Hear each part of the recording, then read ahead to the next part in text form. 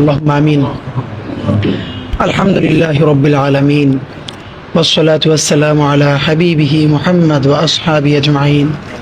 ربنا ظلمنا أنفسنا وإن لم تغفر لنا وترحمنا لنكونن من الخاسرين.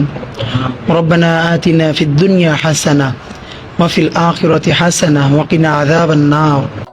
আল্লাহ 20 কোটি মানুষের ছোট্ট একটা দেশ, আল্লাহ তাওহীদের এই জমিনকে আল্লাহ দেশি বিদেশি সমস্ত ষড়যন্ত্র থেকে, আল্লাহ চক্রান্তকারীদের হাত থেকে আল্লাহ আপনি বাংলাদেশের মানুষকে, বাংলাদেশের ইসলাম ও মুসলমানকে, আল্লাহ বাংলাদেশের স্বাধীনতা সার্বভৌমত্বকে আপনি হেফাজত করেন। ইয়া আল্লাহ এই স্বাধীন জমিনকে ইয়া আল্লাহ আপনি কিয়ামত পর্যন্ত স্বাধীন রাখেন।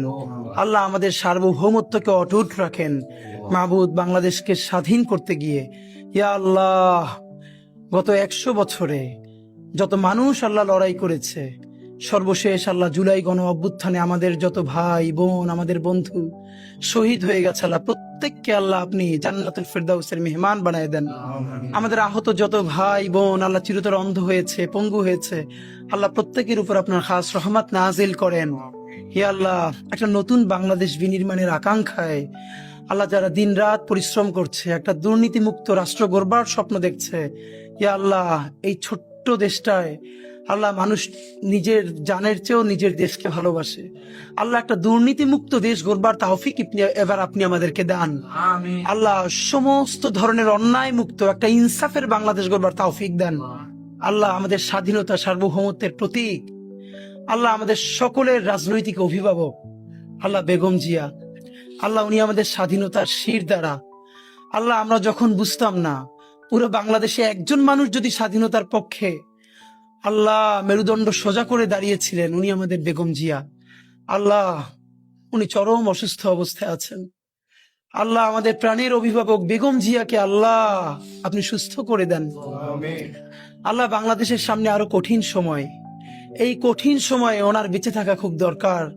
আল্লাহ উনি বেঁচে থেকেও যদি শুধু সবাইকে গাইড করে, পরামর্শ দেয়, সেটা আমাদের জন্য আল্লাহ আমাদেরকে রাজনৈতিক মুরব্বী হারা আপনি কইরেন না।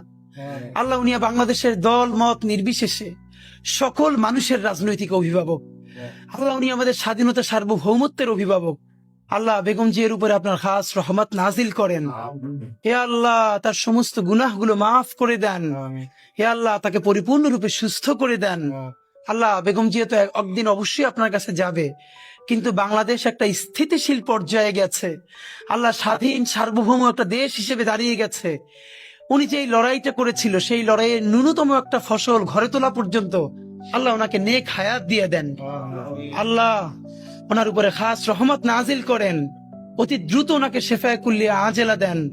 রব্বানা তাকাব্বাল মিন্না ইন্নাকা আনতাস সামিউল আলিম ওয়া তুব আলাইনা ইন্নাকা আনতাত তাওয়াবুর রহিম। আলহামদুলিল্লাহি রাব্বিল আলামিন।